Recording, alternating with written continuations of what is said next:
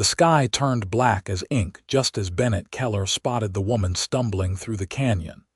Her deerskin dress plastered against her body by rain so fierce it felt like needles against his face. It was October 1876, and Bennett had been riding fence line on his modest ranch, 10 miles outside Prescott, Arizona territory, when the storm rolled in with a violence that made even his seasoned bay mare nervous. He had been about to turn back toward the ranch house when movement caught his eye down in the ravine, a flash of buckskin and black hair against the gray rocks. The woman fell, rose, fell again, and Bennett knew without thinking twice that he had to reach her before the flash flood did. The rain had already turned the dry creek bed into a churning brown river, and water was rising fast. Bennett urged his mare down the slope, rocks sliding beneath her hooves, his heart hammering as he watched the woman try to climb the far bank only to slide back down. She was maybe 30 yards from where the canyon narrowed into a death trap, the kind of bottleneck that would fill with water and debris within minutes. "Hold on," Bennett shouted, though his words were lost in the roar of wind and water. He pushed his mare harder, thanking God for her sure feet and steady heart. When he reached the woman, she looked up at him with eyes dark as midnight and filled with exhaustion. Her face was beautiful despite being streaked with mud, her cheekbones high and proud, her lips trembling from cold. Bennett reached down, extending his arm. "Take my hand." She hesitated only a moment before grasping his forearm with surprising strength. He pulled her up behind him on the saddle just as a wall of water came roaring around the bend, carrying branches and rocks that would have killed her. The mare scrambled up the bank, her muscles bunching beneath them, and they made it to higher ground seconds before the flood swept through where they had been. Bennett kept riding until they reached a limestone overhang he knew about, a shallow cave that would at least get them out of the worst of the storm. He dismounted and helped the woman down, steadying her when her legs nearly gave out. She was shaking violently, her lips tinged blue. "We need to get you warm," Bennett said, tying his mare at the cave entrance where she would be sheltered. He quickly gathered what dry wood he could find deeper in the cave, pieces that had been protected from the rain, and used the matches from the oilskin pouch in his saddlebag to start a small fire. The woman sank down beside the flames, hugging herself. Bennett pulled the wool blanket from behind his saddle and draped it over her shoulders. She looked up at him then, really looked at him, and he felt something shift in his chest. Her eyes held intelligence and strength, and something else he could not quite name. "Thank you," she said in English, her voice melodic despite chattering teeth. "You are welcome," Bennett replied, settling across from her. "I am Bennett Keller. Jolene," she said after a pause. "Jolene of the Yavapai people." Bennett nodded respectfully. He knew the Yavapai had lived in these mountains and valleys long before any white settlers arrived. Many had been forcibly relocated to the San Carlos Reservation in the past few years, an injustice that sat heavy with anyone who had a conscience. "What were you doing out in this storm?" he asked gently. Jolene's face tightened with what looked like pain. "I was trying to reach my daughter. She is with my sister at the reservation. I had been visiting the places my mother showed me as a child, the sacred places, before they are forgotten. The storm came faster than I expected." "San Carlos is more than 100 miles from here," Bennett said, concerned. "I know." Jolene pulled the blanket tighter. "I had a horse, but she threw me when the lightning started. I could not find her again." They sat in silence for a while, listening to the rain hammer down outside. The fire crackled and popped, slowly warming the small space. Bennett studied Jolene when she was not looking, noting the graceful line of her neck, the strength in her hands. She could not have been more than 25, he guessed, only a year or two younger than himself. "How old is your daughter?" he asked. Jolene's expression softened immediately. "4 winters. Her name is Nea. She has her father's laugh." Bennett heard the past tense and understood. "I am sorry. He died of the fever 2 years ago during our first winter at San Carlos."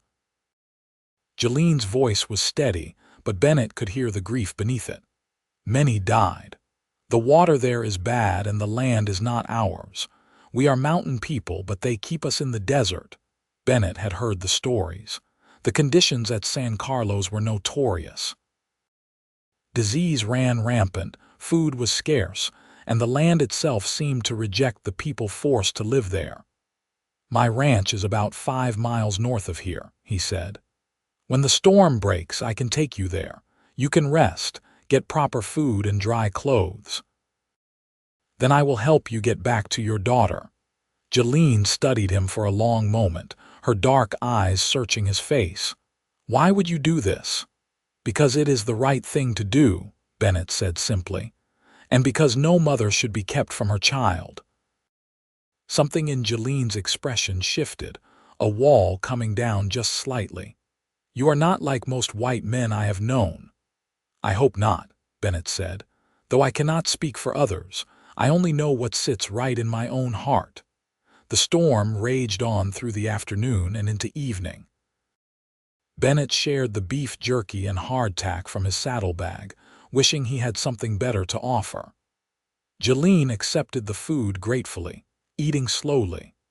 As darkness fell, they kept the fire going, taking turns adding wood.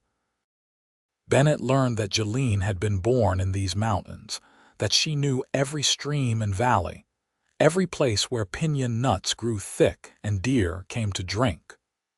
Her mother had been a medicine woman, teaching Jolene the properties of plants and the old stories of their people. When the soldiers came in 1875 and forced the Yavapai to march to San Carlos, Jolene had been newly married and pregnant with Nea. "I still dream of these mountains," Jolene said, staring into the fire. "At San Carlos, everything is dust and heat and sickness. I wanted Nea to see the places I loved, to know that we come from beauty, not from that barren place." "How long were you planning to stay away?" Bennett asked. "Only a few days. My sister will care for Nea. She has 3 children of her own, but I need to return soon. Nea will worry." "We will leave as soon as it is light," Bennett promised. "The storm should be passed by then." That night, they took turns sleeping while the other kept watch on the fire. When it was Bennett's turn to rest, he lay on the hard cave floor with his saddle as a pillow and found himself thinking about Jolene in ways that surprised him. There was something about her strength, her fierce love for her daughter and her land, that moved him deeply. He had been alone on his ranch for 3 years now, ever since his father died and left him the property. It was a simple life, raising cattle and horses, occasionally breaking mustangs for extra money. He went to town for supplies and church on Sundays, spoke to his neighbors about weather and cattle prices, but he had never felt truly connected to anyone. Jolene was different. Even in these few hours, he felt something stirring in him that had been dormant for years, maybe forever. The rain stopped sometime before dawn. Bennett woke to pale gray light filtering into the cave and the sound of water dripping from the rocks. Jolene was already awake, folding the blanket with careful precision. "The storm has passed," she said. "Then we should go," Bennett replied, standing and stretching his stiff muscles. "Are you strong enough to ride?" "Yes." Jolene handed him the blanket. "Thank you for sharing your warmth and your food. You saved my life." "I did what anyone should do," Bennett said, but he felt a flush of pleasure at her words. They mounted the bay mare, Jolene sitting behind Bennett with her arms around his waist. The contact sent a jolt through him, her body pressed against his back, her breath warm on his neck. He urged the mare forward, picking their way carefully through the muddy terrain. The landscape looked different after the storm, washed clean but also raw and wounded. Small landslides had altered familiar paths, and new streams ran where none existed before. Bennett's ranch came into view as the sun broke over the mountains, painting everything gold and pink. It was not much, just a log cabin with a stone chimney, a barn and corrals for the horses and cattle, but Bennett had built most of it with his own hands and he was proud of it. "This is your home?" Jolene asked. "Yes, it is not fancy, but it is sturdy." "It is beautiful," Jolene said, and he heard the truth in her voice. "You can see the whole valley from here." Bennett helped her down and led her into the cabin. Inside was a single large room with a kitchen area at one end and a sleeping area at the other, a stone fireplace in the middle. His father's old furniture was sparse but well made. A table with 2 chairs, a rocking chair, a bed frame with a corn husk mattress. "There is a room in the back where I keep supplies," Bennett said. "You can change there. I think I have some clothes that might fit you. They belong to my mother." Jolene looked surprised. "Your mother, she died when I was 12. My father kept some of her things. I think she would be happy to know they were put to good use." Bennett found a simple cotton dress, a wool skirt and shirtwaist, and a warm shawl. He handed them through the door to Jolene, then busied himself building up the fire and starting coffee. When she emerged, dressed in his mother's blue cotton dress with her long black hair loose around her shoulders, Bennett's breath caught. "You look lovely," he said without thinking, then felt his face heat. "I mean, the dress fits well." Jolene smiled, a real smile that transformed her face. "Thank you. These are the softest clothes I've worn in a long time." Bennett made them breakfast. Eggs from his chickens, bacon from his smokehouse, bread he had baked 2 days before.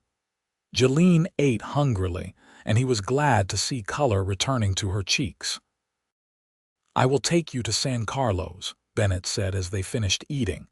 "But it is a hard 3-day ride, maybe 4. We will need supplies." "You do not have to do this," Jolene said. "You have already done so much." "I want to," Bennett said, meeting her eyes. "I want to make sure you reach your daughter safely." Something passed between them in that moment, an understanding that went beyond words. Jolene nodded slowly. "Then I accept your help, but I will find a way to repay you." "There is no debt," Bennett said firmly. "This is freely given." They spent the day preparing for the journey. Bennett rode into Prescott for supplies while Jolene rested at the ranch, and when he returned, he found she had cleaned the cabin and weeded his small vegetable garden. They worked together to pack food, blankets, and supplies for the trail. That evening, as the sun set over the mountains, they sat on the porch of the cabin and talked. Bennett learned more about Jolene's life, her childhood learning medicine plants from her mother, her brief happy marriage, the horror of watching her husband waste away with fever while the Indian agent denied them proper medicine. She spoke of Naya, how smart and curious the little girl was, how she loved stories and had a gift for remembering everything she heard. "She will be a teacher of our people one day," Jolene said with quiet pride. "She will keep our stories alive." Bennett told Jolene about his own life, growing up on this ranch, learning cattle and horses from his father. His mother had taught him to read and write, to do sums and appreciate poetry. When she died, something had gone out of his father and the man had become quieter, more distant. When his father passed 3 years ago, Bennett had inherited the ranch and the solitude. "You are lonely here," Jolene observed. "Yes," Bennett admitted. "I suppose I am." "Loneliness is a heavy burden," Jolene said softly, "especially when you have known love." They were silent for a while, watching the stars emerge in the darkening sky. Bennett was acutely aware of Jolene beside him, the warmth of her presence, the way her profile looked in the twilight. He wanted to reach for her hand but did not dare presume. "We should sleep," Bennett finally said. We have a long road ahead. You take the bed, Jolene said. I will sleep by the fire. No, you take the bed, Bennett insisted. I have slept on the floor plenty of times. It does not trouble me. They argued politely for a few minutes before finally agreeing that Jolene would take the bed and Bennett would make a pallet by the fireplace. As Bennett lay in the darkness listening to the sound of Jolene's breathing, he realized he was in danger of losing his heart to this woman he barely knew. The thought should have frightened him, but instead it felt like the most natural thing in the world. They left at first light, both riding Bennett's mare with a pack horse following behind. The journey to San Carlos took them east through mountain passes and across high desert plains. At night, they camped under the stars, and during the day they rode in companionable silence or easy conversation. Bennett found himself treasuring these days on the trail. Jolene showed him which plants were good for medicine and which were poison, how to read the signs of weather in the clouds, where to find water in seemingly dry country. She sang songs in her own language, her voice clear and beautiful, and translated them for him when he asked. They were songs about the mountains, the changing seasons, the endurance of the people. In turn, Bennett told her about the books he loved, the poems his mother had read to him, his dreams of expanding the ranch one day to raise fine horses that would be known throughout the territory. Jolene listened intently, asking questions, remembering everything he said. On the third night, as they sat by their campfire under a sky brilliant with stars, Jolene said quietly, "I have not felt this peaceful since before the soldiers came. You have given me a gift, Bennett Keller." "You have given me something too," Bennett said. "I feel less alone than I have in years." Jolene looked at him across the fire, her eyes reflecting the flames. "What will you do after you deliver me to San Carlos?" The question hung in the air between them. Bennett knew what he wanted to say, but he was not sure he had the right.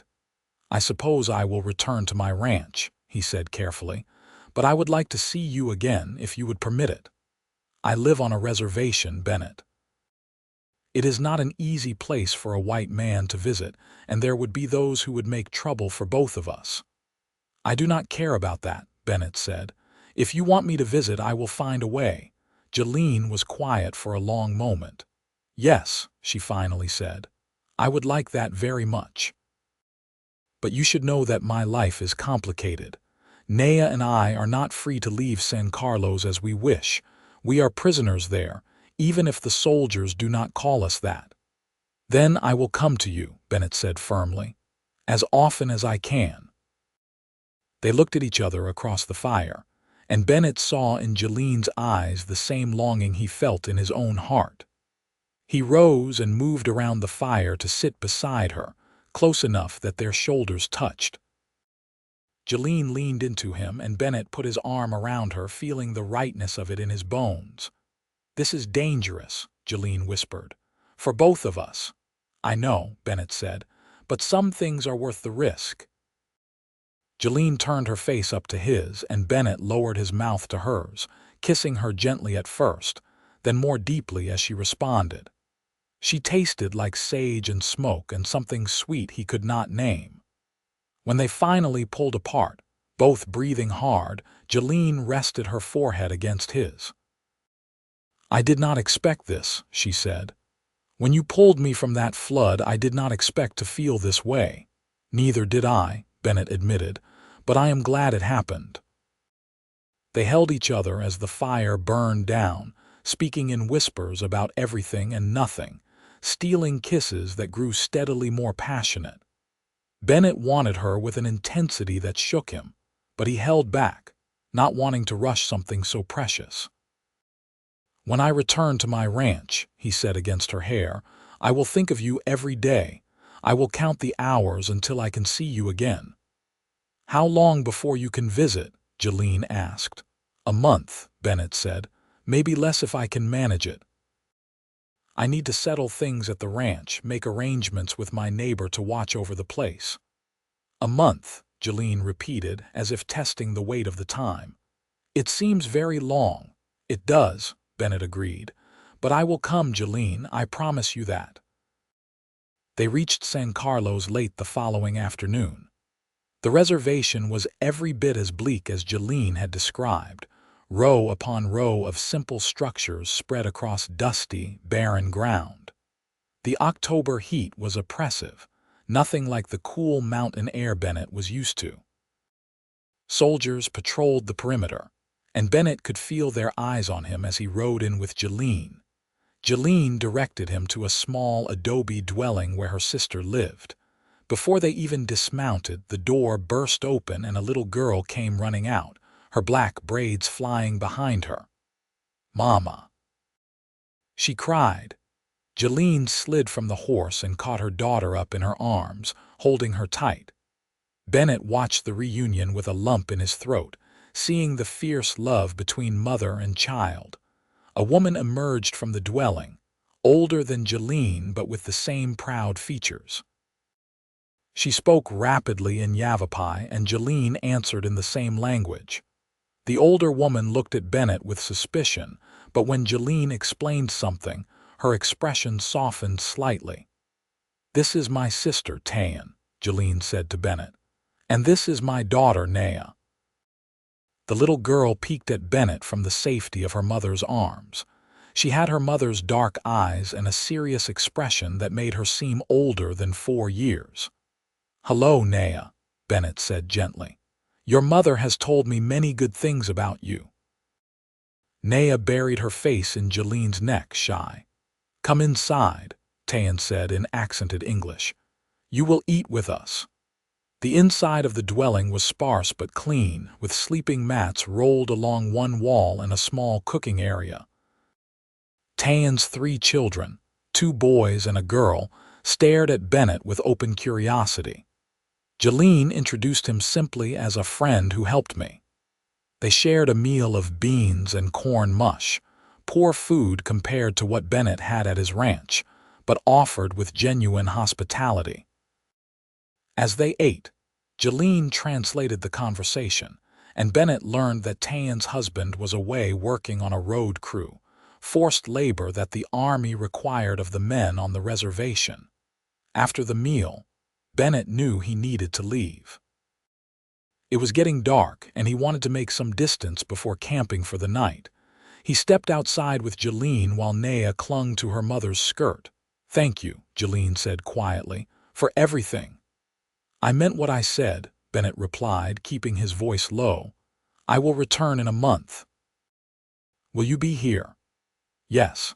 Unless the soldiers move us again, which they do sometimes without warning, but I will wait for you." Bennett wanted to kiss her but was aware of the soldiers watching, of the complicated politics of this place. Instead, he took her hand briefly, squeezing it. "Stay strong," he said. "For Naya, for yourself." "I will," Jolene promised. "And Bennett, be careful on the road." "Always," he said with a smile. He mounted his horse and rode away without looking back, though every instinct told him to turn around to stay with her. The journey home seemed twice as long as the journey there, and when Bennett finally reached his ranch 4 days later, the cabin felt emptier than ever before. The next month crept by with agonizing slowness. Bennett threw himself into work, repairing fences, breaking a new horse, helping his neighbor round up strays. But every night as he lay in his bed, he thought of Jolene, wondered what she was doing, whether she thought of him as often as he thought of her. He rode into Prescott 3 weeks after returning and bought supplies. Good flour, sugar, dried fruit, fabric for dresses, a wool blanket, and a small carved wooden horse for Naya. He spent more than he probably should have, but he wanted to bring something that would make their lives at San Carlos a little easier, a little brighter. When the month was finally up, Bennett made arrangements with his neighbor, Tom Winters, to check on the ranch while he was gone. "Taking another trip to San Carlos?" Tom asked, one eyebrow raised. The older man had been ranching in these parts for 20 years and missed nothing. "Yes," Bennett said simply. "That is a long ride to make regular," Tom observed. "It is worth it," Bennett replied. Tom studied him for a moment, then nodded. "Just be careful, son. There are people who would not understand." "I know," Bennett said. "But some things are more important than what people think." "True enough," Tom agreed. "Go on then, I will keep an eye on your place." Bennett made the journey to San Carlos in 3.5 days, pushing a little harder than was wise because he was eager to see Jolene again. When he rode into the reservation, it was early afternoon, and the heat was brutal. He went straight to Tayan's dwelling and dismounted, his heart pounding. Jolene emerged from the doorway as if she had been watching for him. The joy on her face made the long journey worthwhile. She ran to him, forgetting propriety, and Bennett caught her in his arms, lifting her off the ground. "You came," she whispered against his neck. "I promised," Bennett said, setting her down but not releasing her. "I will always keep my promises to you." Naya appeared in the doorway, less shy this time. She walked up to Bennett and looked at him seriously. "You made my mama smile again," she said in careful English. Bennett crouched down to her level. "Your mama makes me smile too," he said. He reached into his saddlebag and pulled out the carved wooden horse. "I brought this for you." Naya's eyes went wide with delight. She took the horse carefully, as if it were made of glass, and examined it from every angle. "It is beautiful," she breathed. "Thank you." "You are very welcome," Bennett said. Over the next 2 days, Bennett stayed at San Carlos, sleeping under the stars near Tayan's dwelling. He gave Jolene and Tayan the supplies he had brought, which were received with grateful tears. He played with the children, teaching Naya how to make the wooden horse gallop. He helped Tayan repair her roof and carry water from the well. But most importantly, he spent time with Jolene. They walked together along the edges of the reservation, carefully staying within the boundaries that the army had set. They talked about everything: their hopes, their fears, their dreams for the future. Bennett told Jolene that he wanted her to come live with him at the ranch, that he wanted to marry her, but he knew it was not that simple. "The army will not let me leave," Jolene said sadly. "We are required to stay here. If I try to go, they will send soldiers to bring me back, and you could be arrested for helping me escape." "There must be a way," Bennett said. "I will talk to the Indian agent. I will find out what needs to be done." "The agent is not a kind man," Jolene warned. "He cares only for his own profit. He sells the food meant for us and keeps the money. When people complain, he punishes them." Bennett felt anger rise in his chest, but he kept his voice calm. "Even so, I will try. You and Naya deserve better than this place." On his last evening at San Carlos, Jolene brought him to a spot just outside the main camp where a single cottonwood tree had managed to survive. They sat beneath it as the sun set, painting the sky in shades of orange and purple. "I have fallen in love with you," Bennett said, taking her hand. "I know it has only been a short time, but I have never been more certain of anything in my life. I want to spend my days with you, Jolene. I want to watch Naya grow up, to give her brothers and sisters if you would have that. I want to wake up beside you every morning and fall asleep holding you every night." Tears sparkled in Jolene's eyes. "I love you too," she whispered. "You have brought light back into my life. When I am with you, I remember what it feels like to be whole, but I am afraid, Bennett. Afraid of what might happen to you if you keep coming here, if you keep trying to help us." "Let me worry about that," Bennett said. He cupped her face in his hands and kissed her deeply, pouring all his love and longing into that kiss. Jolene responded with equal passion, her fingers tangling in his hair. When they finally pulled apart, both breathing hard, Bennett rested his forehead against hers. "I will come back in another month," he promised. "And I will find a way to get you out of here legally. There has to be a way." "I will wait for you," Jolene said. "Always." That night, under the cover of darkness, Jolene came to where Bennett had laid out his bedroll. She lay down beside him, and they held each other, sharing whispered words of love and stolen kisses that grew increasingly heated. Bennett wanted her desperately, but he held back, knowing that the first time they made love should not be here, in this place of sorrow and confinement. "When you come to my ranch," he promised, "when you are free, I will show you how much I love you properly." "I will hold you to that promise," Jolene said with a small smile. When Bennett left the next morning, Nair ran after his horse for a few steps, calling, "Come back soon." "I will," Bennett called back. "I promise." The months that followed fell into a pattern. Bennett would work his ranch for 3 to 4 weeks, then make the journey to San Carlos for 2 or 3 days with Jolene. Each visit, he brought supplies, gifts for Naya, and more of his heart to lay at Jolene's feet. Their love deepened with each meeting, becoming something solid and enduring, a foundation they could build a life upon. During his visits, Bennett observed the conditions at San Carlos carefully and was appalled by what he saw. The Indian agent, a man named Harold Benton, was indeed corrupt, selling government supplies meant for the reservation and pocketing the money. The people were given barely enough food to survive, and disease ran rampant. Bennett began documenting what he saw, writing letters to the Bureau of Indian Affairs in Washington, though he had little hope they would do anything. Winter came and went, and Bennett continued his monthly pilgrimages to San Carlos. Jolene told him that people on the reservation had started talking about them, some disapproving, others cautiously hopeful that Bennett might represent a chance for change. Tayan had come to accept Bennett, even trust him, especially after he helped her when one of her sons fell ill, riding all the way to Prescott to fetch a doctor despite the expense. In the spring of 1877, Bennett made a decision. He rode to the office of the Indian agent, determined to find a legal way to bring Jolene and Naya to live with him.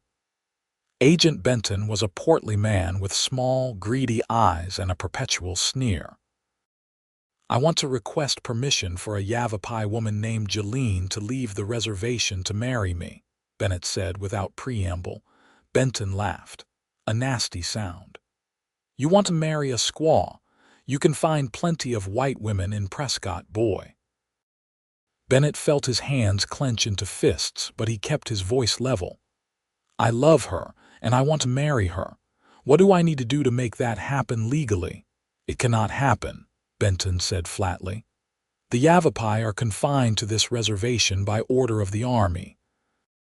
They do not leave except by special dispensation, and I do not give dispensation for things like this." "What if I paid you?" Bennett asked, hating himself for even suggesting it but willing to do whatever it took. Benton's eyes lit up with interest. "How much? What is your price?" Bennett countered. $500, Benton said, plus another 100 for the girl. It was an outrageous sum, more than Bennett had saved in 3 years of hard work, but he did not hesitate. "I will get you the money," he said. "You do that," Benton said with a smirk. "But I want it all at once, in gold or silver coin. No paper." Bennett left the agent's office feeling sick but determined.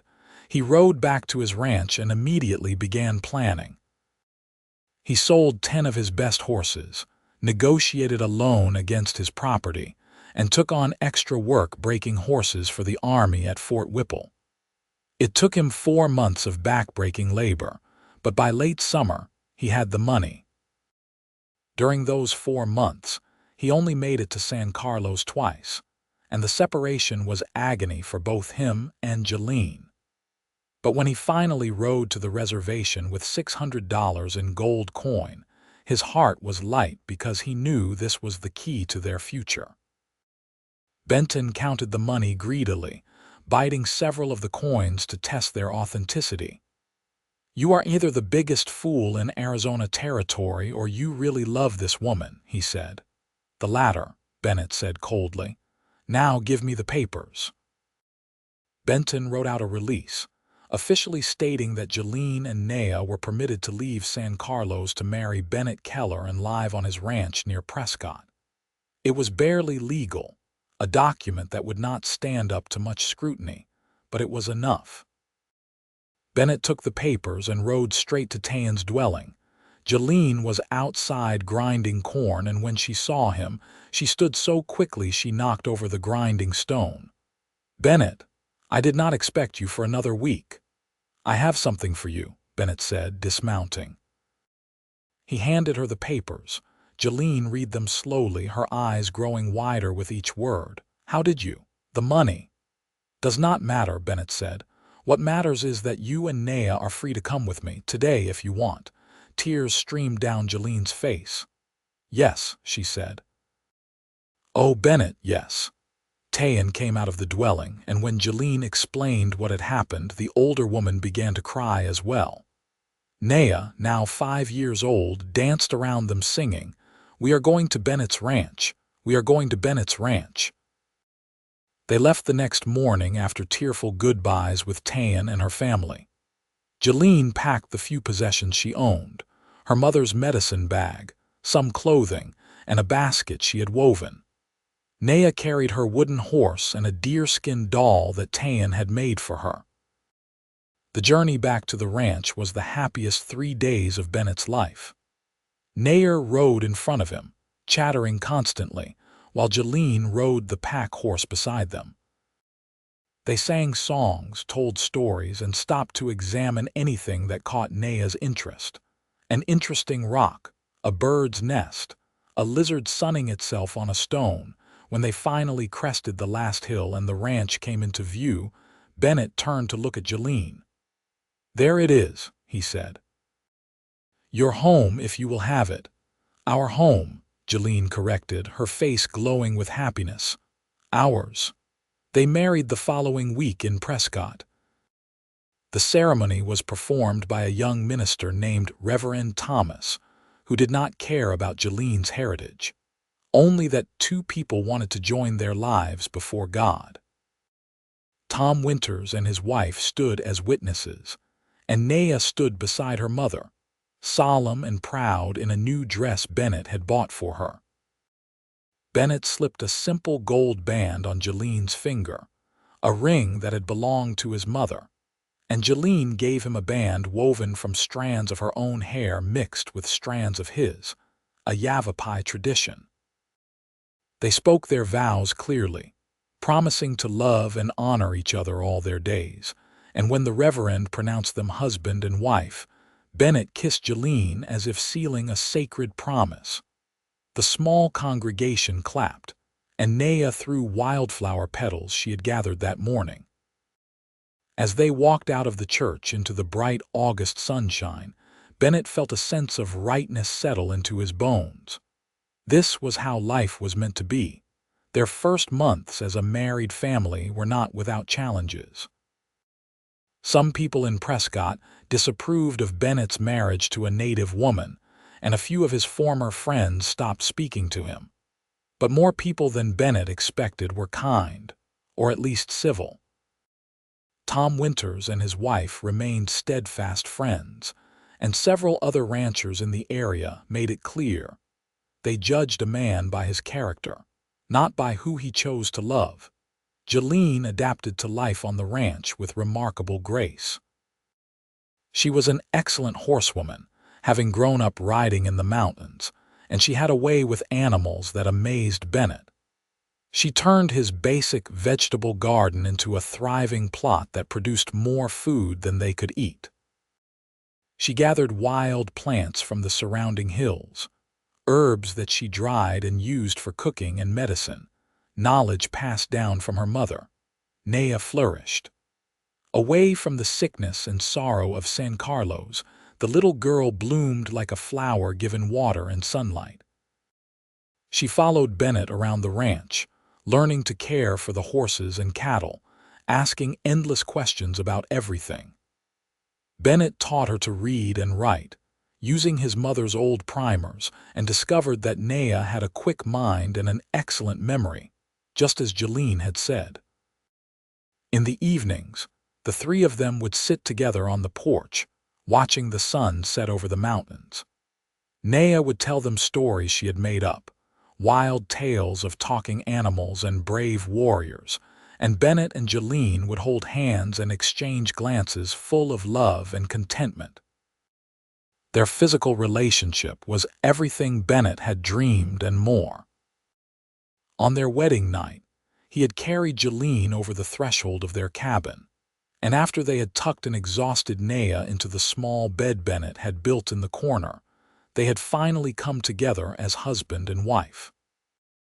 Bennett took his time, wanting to memorize every inch of Jolene's skin, every sound she made.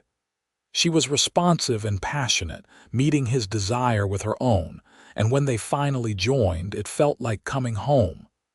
"I love you," he whispered against her neck as they moved together. "I love you," she gasped back, her nails digging into his shoulders. "Always, Bennett, always." Afterward, they lay tangled together in the darkness, reluctant to break contact even for a moment. "Was it worth it?" Jolene asked quietly. "All the money, the disapproval from some people." "Worth it 1,000 times over," Bennett said fiercely. "You are the best thing that has ever happened to me. You and Naya both." As autumn turned to winter and winter to spring, their love only deepened. Bennett loved watching Jolene move through their home, making it truly theirs with small touches.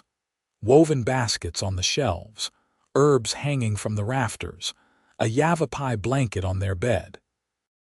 He loved the way she sang while she worked, traditional songs in her own language mixed with hymns she had learned at the reservation. In the spring of 1878, Jolene told him she was pregnant. Bennett was overjoyed, picking her up and spinning her around until she laughed and begged him to put her down. "I want to give you a dozen children," he said, his hand on her still flat belly. "Let us start with this one and see how it goes," Jolene said, her eyes sparkling.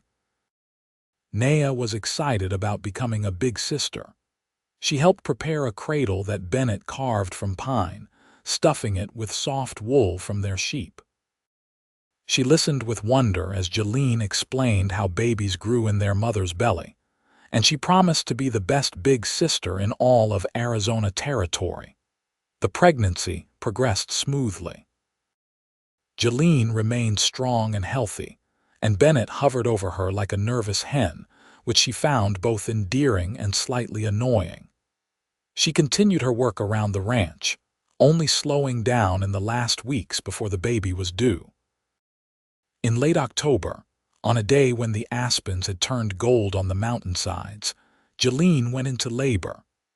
Bennett rode hard to fetch Mrs. Winters, who had experience as a midwife, while Naya stayed with her mother, holding her hand and bringing her water. The labor was long but not complicated. As the sun rose on a new day, filling the cabin with golden light, Jolene gave birth to a healthy baby boy. Mrs. Winters cleaned him up and handed him to Bennett, who stared down at his son with tears running down his face. "He is perfect," Bennett whispered. "Jolene, he is perfect." Jolene, exhausted but radiant, reached out her arms and Bennett placed their son in them. She looked down at the tiny face, the shock of black hair, the tiny fists waving in the air, and smiled. "What should we name him?" she asked. They had discussed names during the pregnancy but had not settled on anything. Now, looking at their son, Bennett knew. "Benjamin," he said. "Benjamin Joseph Keller. Benjamin means son of the right hand, and Joseph was my father's name." "Benjamin," Jolene repeated, testing the name. "Yes." "That is good, and we will call him Ben." Naya climbed up on the bed, carefully so as not to jostle her mother, and looked at her new brother with wonder. "He is so small," she whispered. "You were this small once," Jolene said, "and now you are big enough to help me care for him." "I will help," Naya promised solemnly. I will be the best big sister. And she was. Naya doted on little Ben, helping to change him, singing to him, entertaining him when he fussed. Bennett watched his family with a heart so full it felt like it might burst. He had thought he was content before, but this was something else entirely. This was complete happiness, a joy so profound it sometimes brought him to his knees in gratitude. The years rolled by, each one bringing its own challenges and triumphs. The ranch prospered under Bennett's steady management and Jolene's wise counsel. They added more cattle, built a bigger barn, and expanded the cabin to include 2 more bedrooms. Tom Winters remained a loyal friend, and gradually, more of their neighbors came to accept the Keller family, judging them by their character and hard work rather than by prejudice. When Ben was 2 years old, Jolene gave birth to twin girls. It was a difficult birth, and for a few terrifying hours, Bennett feared he might lose both Jolene and the babies. But his strong, resilient wife fought through, and the midwife was able to safely deliver both girls, tiny but healthy. They named them Rose Marie and Lily Ann, and Bennett joked that his house was now overrun with females since even their cattle herd was mostly heifers. Jolene laughed and told him he could handle it. Naya, now 9 years old, was an enormous help with the twins. She had a natural way with children, patient and gentle, and the babies adored their big sister. Ben, still a toddler himself, was jealous at first but quickly became protective of his little sisters.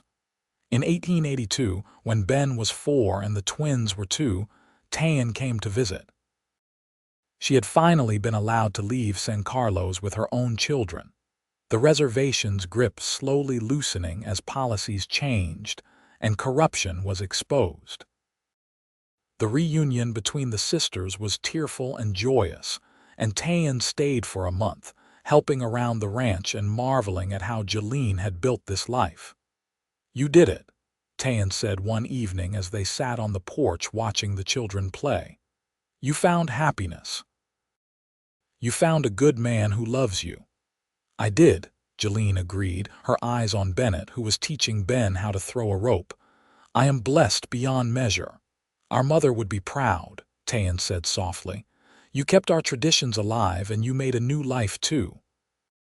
After Tayan left, Jolene seemed even more settled, as if having her sister's approval had filled some need she had not known she had. She began teaching the children Yavapai stories and traditions in earnest, determined that they know both sides of their heritage.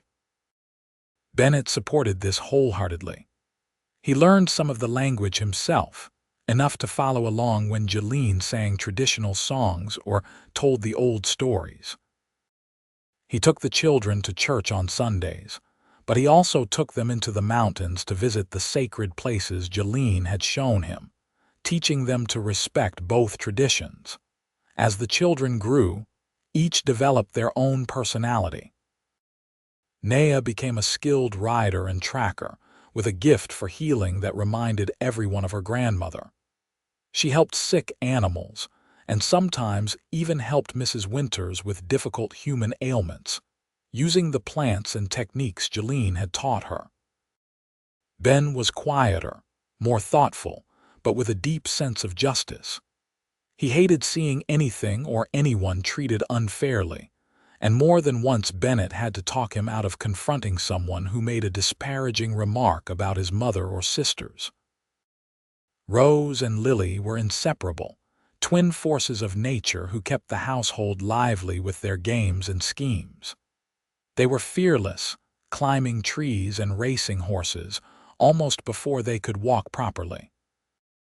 In 1885, Jolene gave birth to their last child, another boy they named Samuel after the prophet, because Bennett said Jolene was his answered prayer.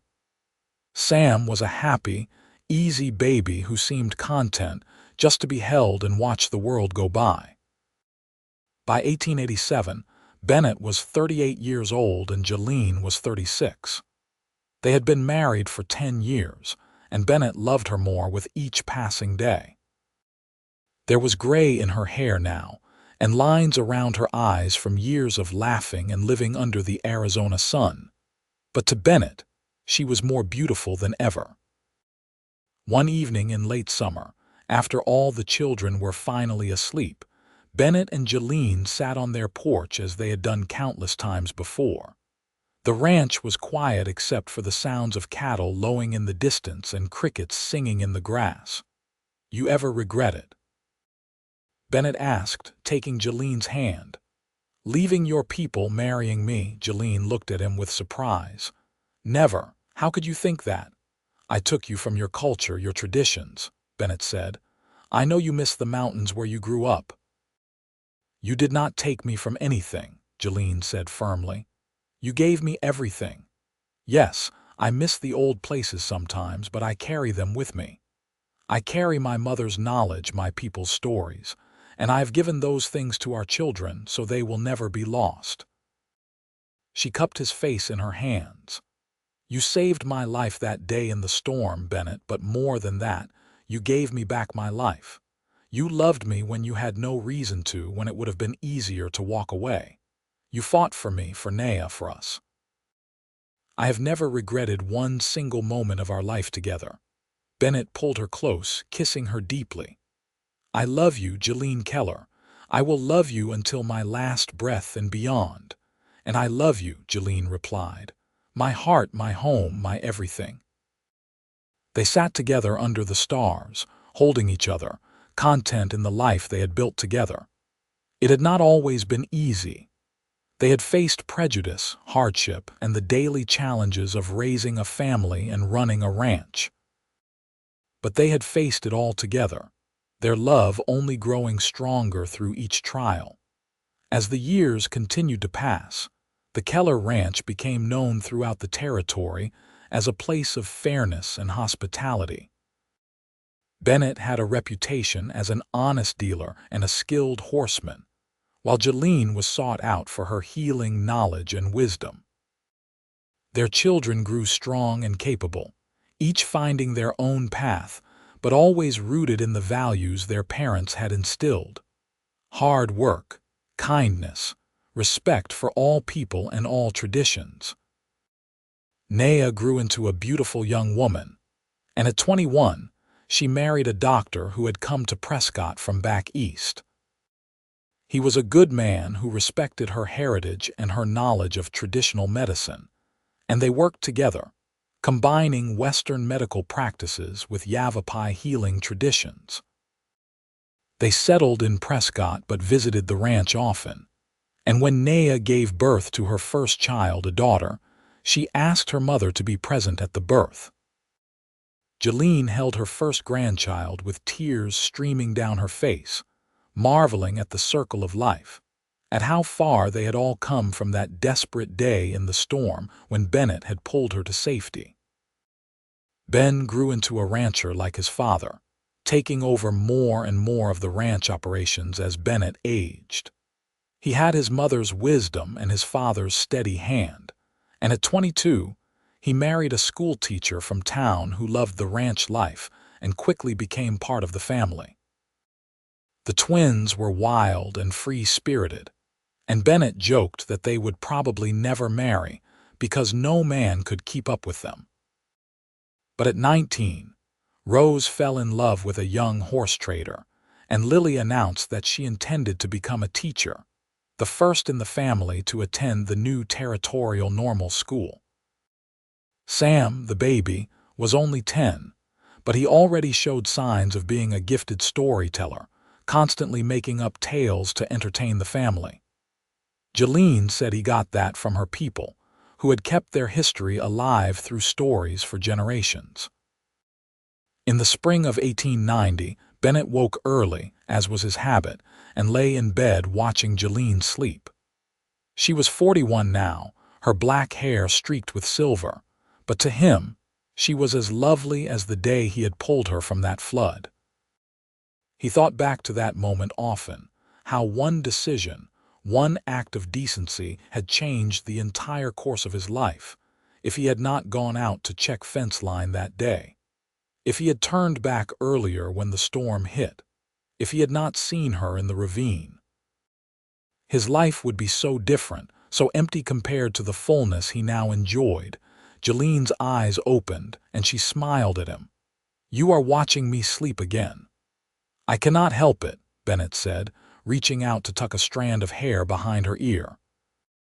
"I still cannot believe sometimes that you are really mine." "Ours," Jolene corrected, as she always did. "We belong to each other." She was right, as she usually was.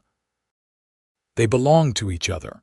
Two souls that had found their match against all odds, in a time and place where such love should have been impossible.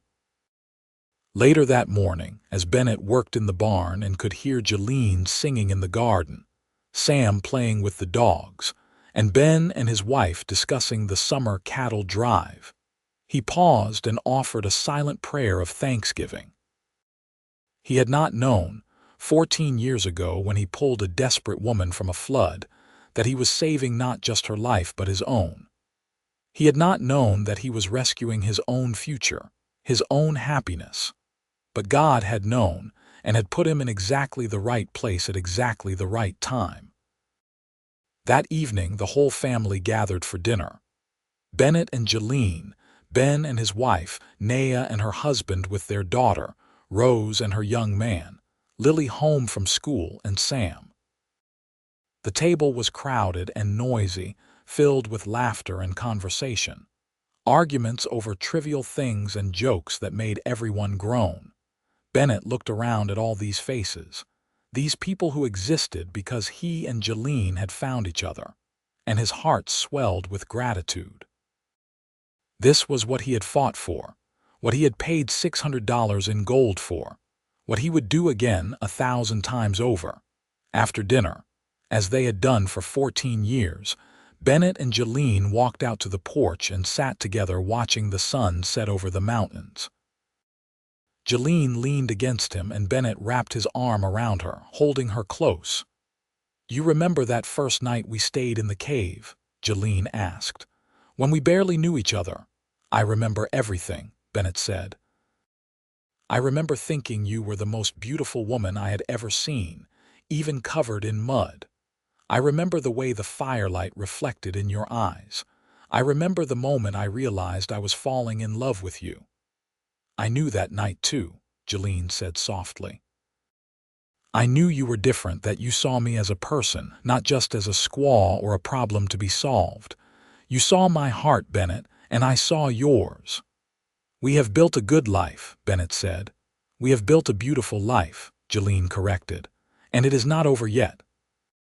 We have many more years ahead of us, God willing, more grandchildren to spoil, more sunsets to watch together." "I will watch every sunset with you," Bennett promised. "Every single one for as long as I live." They sat in comfortable silence as the sky turned from gold to pink to purple, the mountains becoming dark silhouettes against the dying light. From inside the cabin came the sounds of their family, their children and grandchildren, the legacy of love they had created together. This was everything Bennett had never known he wanted, everything he had needed without realizing it. And it had all started with a storm, a flood, and a choice to help someone in need. Some people might call it fate or destiny. Bennett preferred to think of it as grace, the kind of undeserved blessing that changes everything, that transforms a lonely cowboy into a husband and father, that turns survival into joy. "Thank you," he said suddenly. "For what?" Jolene asked. "For falling in love with me," Bennett said. "For saying yes, for building this life with me, for giving me everything that matters." Jolene turned and kissed him, sweet and soft. "Thank you for seeing me," she said, "for fighting for me, for loving me and my daughter as if we had always been yours. You gave us a home, Bennett, but more than that, you gave us hope." As full darkness fell and the stars began to appear, one by one in the vast Arizona sky, Bennett held his wife close and thought about the long road they had traveled together. There had been obstacles and hardships, moments of doubt and fear, But there had been far more moments of joy, of laughter, of love so deep and abiding that it had become the foundation on which everything else was built. This was the life he would choose, again and again, in any world or any time. This woman, these children, this land they had made their own. This love that had started in a storm and grown into something solid and enduring, something that would outlast them both, carried forward in the hearts of their children and grandchildren. The next morning dawned clear and bright, promising another beautiful spring day. Bennett and Jolene rose early as always, moving through their morning routine with the comfortable rhythm of long partnership. They had coffee together on the porch, watching the ranch wake up around them before starting the day's work. Ben came by to discuss plans for expanding the herd, bringing his wife who was pregnant with their second child. Naya stopped in with her husband and daughter, the little girl running to her grandparents with shrieks of delight. Even Rose and her young man came by, announcing their engagement to the family's joy and approval. As Bennett watched his family gathered in the yard, all talking and laughing and living their lives with such fullness, he caught Jolene's eye across the crowd. She smiled at him, that special smile that was his alone, and he smiled back, a silent conversation passing between them as it had 1,000 times before. "We did this," that look said. "We created this together." Years continued to pass, each bringing new joys and new challenges. Bennett's hair turned gray, and his back sometimes ached from decades of ranch work, but he remained strong and capable well into his 50s. Jolene aged gracefully, her beauty maturing into something even more striking, the wisdom of years showing in her eyes. They celebrated their 20th anniversary in 1897 with all their children and a growing number of grandchildren gathered around them. 20 years since that uncertain day when they had stood before Reverend Thomas and pledged their lives to each other. 20 years of love, partnership, and family. 20 more, Bennett asked Jolene as they danced together at the celebration, his arms around her waist. "At least," Jolene replied with a smile. "I plan to grow very old with you, Bennett Keller." "That is good," Bennett said, pulling her closer. "Because I am not done loving you yet. I do not think I ever will be." The new century dawned bright with promise. The Keller Ranch had become one of the most respected in the territory, now the state of Arizona. Bennett and Jolene were seen as pillars of their community, their mixed heritage family proof that love and respect could bridge any divide. Their children had all found their own paths. Naya as a healer and teacher, Ben as a rancher carrying on his father's legacy, Rose managing a successful horse breeding operation with her husband, Lily teaching school and writing articles about Native American history and culture, and Sam becoming a lawyer who advocated for fair treatment of Native peoples. As Bennett approached his 60th birthday in 1911, he looked back on his life with profound satisfaction. He had built something lasting, not just a ranch or a fortune, but a family rooted in love and respect, a legacy that would continue long after he was gone. One evening, sitting on the porch with Jolene as they had done countless times over the decades, watching yet another Arizona sunset paint the sky, Bennett said, "If I could go back to that day in 1876, knowing everything that would happen, all the challenges we would face, I would still ride down into that ravine. I would still pull you onto my horse. I would still fall in love with you." Jolene took his hand, her fingers lacing through his. "And I would still reach for your hand," she said. "I would still take the chance, because you, Bennett Keller, are the best thing that ever happened to me. You are my heart, my home, my great love. And you are mine," Bennett said. "Forever and always you are mine." They kissed as the sun dropped below the horizon, A kiss that held 35 years of love and passion and partnership. A kiss that was both familiar and still thrilling. A promise renewed every single day. Inside the house, they could hear their newest great-grandchild crying, Naya's daughter's first baby, and the sound of family members moving to comfort the little one. The ranch would go on, the family would continue to grow and prosper, and the love that Bennett and Jolene had built together would ripple forward through generations, an enduring legacy.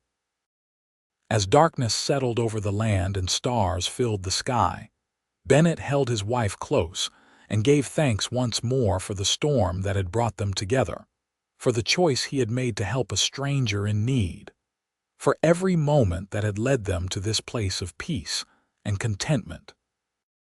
This was the happy ending they had earned, worked for, and built together. Not perfect because life was never perfect, but real and solid and true. A love story that had started in a flood and grown into something beautiful and lasting, a testament to the power of compassion, courage, and the human heart's capacity for love. And as Bennett and Jolene sat together under the stars, surrounded by the family they had created and the land they had tamed together, they knew that their story was complete. They had lived fully, loved deeply, and left the world better than they found it. What more could anyone ask for than that?